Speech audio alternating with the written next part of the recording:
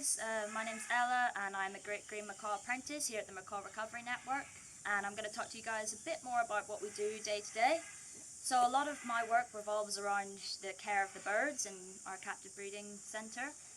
So we start our day with food prep bright and early. So we feed the birds in the morning, and at the same time we will be taking behavioural observations of each of our captive birds just to make sure that they're happy or healthy. And we can also record breeding observations to see who's more likely to have chicks.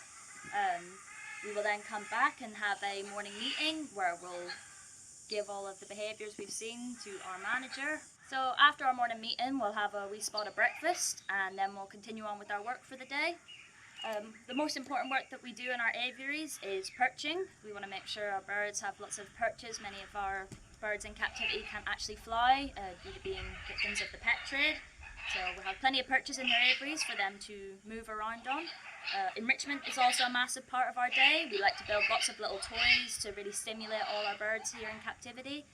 We can make hanging toys or ladders, and even use fruits and seeds that we find in the wild to teach them more about what they can source. One thing we like to do as part of our enrichment for our birds, particularly our pre-release birds that will be hopefully released back into the wild soon, is teach them about local vegetation that they can forage in the wild. So we will take trips out to go collect beech almonds or hibiscus, palm fruits, and put those into the aviaries along with leaves and branches from that plant, so they can associate the fruit with the plant and they can be able to find them in the wild. Before the birds are able to be released, they need to be able to at least identify 12 different plants that they will find as a food source in the wild. So some of the most important work that we do here is looking after our chicks. We want to raise as many chicks as we can to be released back into the wild. As of yesterday afternoon, we currently have 15 chicks here on site, which is amazing. I think that's the most chicks we've ever had. One of my favourite things about working here is getting to see all of our wee chicks grow up day to day. It's incredible how quickly they grow.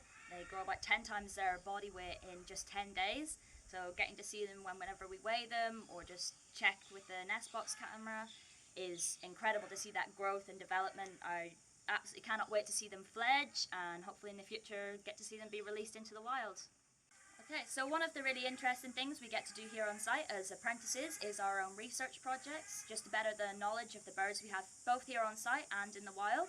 So the project I'm currently conducting is I'm researching facial pattern recognition in our great green macaws. Now this is to aid birds that are released back into the wild who want to be able to better identify them whenever they're spotted by our field biology team. So I'm currently trying to develop a code that will allow us to take a picture of a bird in captivity and run it through a program that will be able to show us exactly who that bird is.